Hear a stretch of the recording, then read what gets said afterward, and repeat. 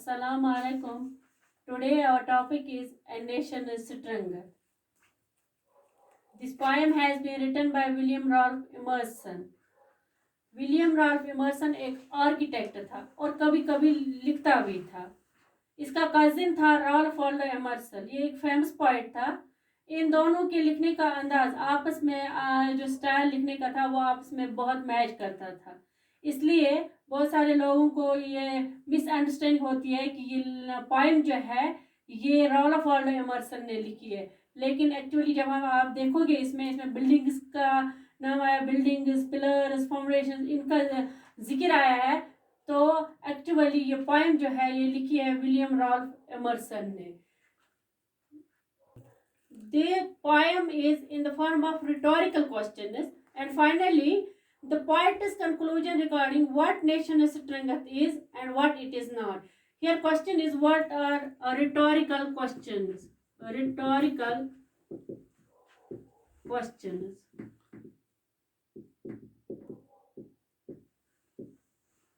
Rhetorical questions वो questions होते हैं जिनका जवाब पूछने वाले को तो ऑलरेडी पता होता है।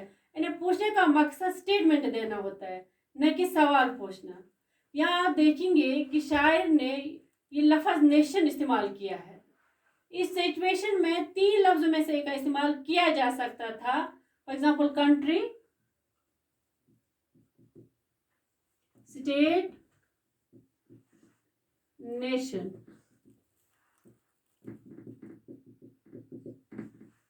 कई बार इन तीनों को एक दूसरे की जगह पर इस्तेमाल किया जाता है, गोया इनका मीनिंग एक हो, लेकिन अगर हम क्लोजर ऑब्जर्वेशन पे देखेंगे तो ये तीनों लफ्ज अलग अलग मतलब रखते हैं। फॉर एग्जाम्पल कंट्री जो है use generally for land governed by a single entity. State generally use to represent the government of any place.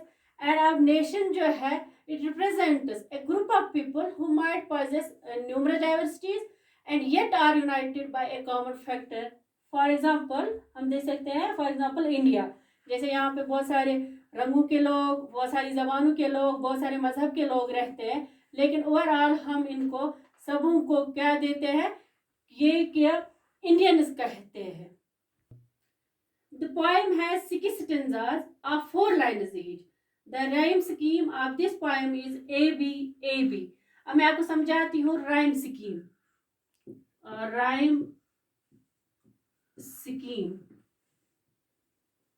अगर किसी पोएम का पहले स्टेंजा में, जैसे हमारी पोएम इस वक्त ए नेशन स्ट्रेंथ है, इसका पहला स्टेंजा जो है इसकी 4 लाइन्स है। अगर किसी पोएम की ABCD लास्ट वर्ड जो है इसको हम रिप्रेजेंट करते हैं ए से, सेकंड को रिप्रेजेंट करते हैं, लास्ट वर्ड को रिप्रेजेंट करते हैं बी से, लास्ट वर्ड तीसरी लाइन का हम सी से, और लास्ट वर्ड चौथी लाइन का हम डी से रिप्रेजेंट करते हैं। अगर हमें लास्ट वर्ड ए से मिलता हो, सी का, ए और सी, तो हम सी को भी रिप्रेजेंट कर सकते हैं ए। अगर डी से मिलता हो तो इसको भी हम ए रिप्रेजेंट कर सकते हैं। लेकिन यहाँ पे मैं आपको दिखाऊंगी जो हमारी लेसन है इसमें क्या होता है कि लास्ट वर्ड जिसके साथ मैच करता हो इसको हम सेम रिप्रेजेंट करते हैं। अगर सेकंड और फोर्थ का आपस में है तो इसको हम बी भी रिप्रेजेंट करते। हमारी जो इस वक्त हमारी जो पोएम है इसकी जो राइम स्कीम है वो ABAB है। जो मैं आपको पढ़ के सुनाती हूँ, आपको खुद समझ आएगा।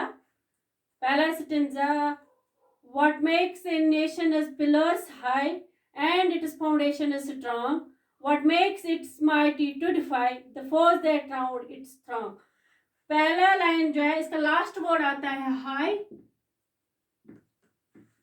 दूसरी लाइन जो है इसका लास्ट वर्ड आता है स्ट्रॉन्ग, तीसरी लाइन जो है इसका लास्ट वर्ड आता है defy, and last fourth line जो है इसकी लास्ट वर्ड जो इसका है वो स्ट्रॉन्ग आता है। तो ए हम इसको रिप्रेजेंट करते हैं ABCD।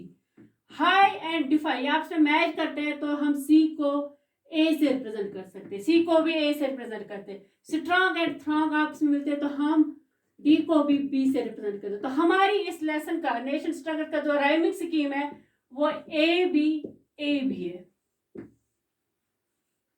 सो अब मैं आपको पहले स्टेंजा का मतलब समझाती हूँ। पहले स्टेंजा में क्या होता है कि शायर ने नेशन को एक बिल्डिंग से कंपेयर किया है, and he wonders how the structure of a nation can be such that it is strong and resist to all its enemies that want to harm it. So इसके बाद जो 3 stanzas आते हैं, इनमें शायर उन चीजों की बात करता है जो एक नेशन को ग्रेट नहीं बनाते, बल्कि अक्सर लोगों को ये गुमा होता है कि एक नेशन की ग्रेटनेस जो होती है इन्हीं चीजों से डिफाइन होती है। जैसे कि हम अब दूसरा स्टेंजा पढ़ेंगे।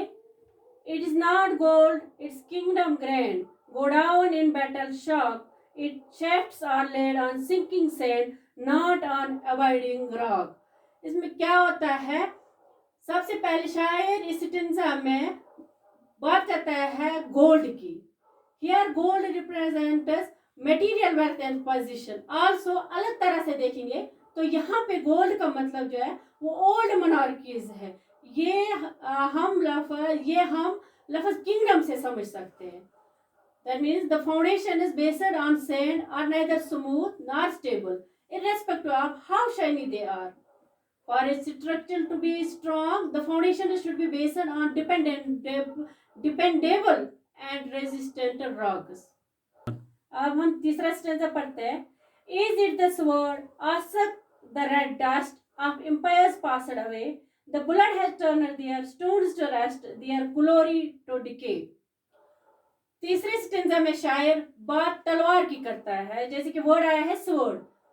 यहाँ पे तलवार वायलेंस एंड ब्लडशेड को रिप्रेजेंट करता है, और शायर ये जताता है कि अभी तक जो बड़ी सिविलाइजेशंस आई जो वायलेंस के दम पर आबाद थी, उनका वजूद खत्म हो चुका है। वहां के पत्थर इनके खून से रंगे गए और इन पत्थरों से उठने वाली डस्ट लाल हो चुकी है।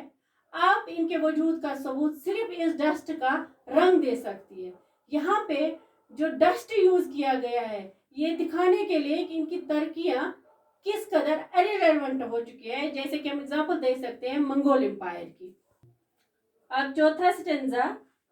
And is it pride, ah that bright crown has seemed to nation sweet, but God has struck its lustre down in ash at its feet. चौथे स्टेंजा में शायर एक इंटेंजिबल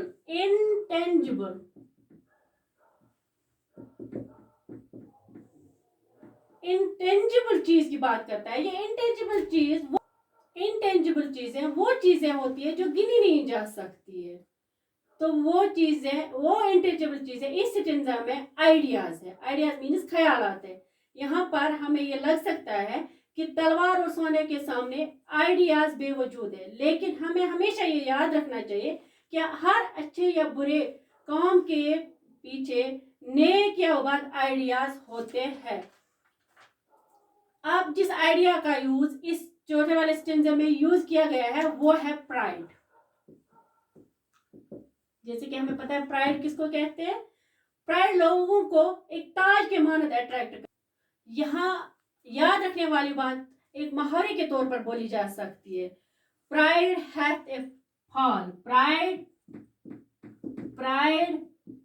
हैथ ए फॉल। यहाँ पे इस मुहावरे का क्या मतलब है? इस मुहावरे का मतलब है कि इंसान को कितना भी घमंड हो, एक ना एक दिन गॉड जो है वो इस घमंड को चूर कर ही देता है। अब मैं लास्ट के 2 स्टेंजास पढ़ती हूँ। Not gold but only man can make a people great and strong, man who for truth and honour sake stand fast and suffer long, brave men who work while others sleep, who dare while others fly, they build a nation's pillars deep and lift them to the sky।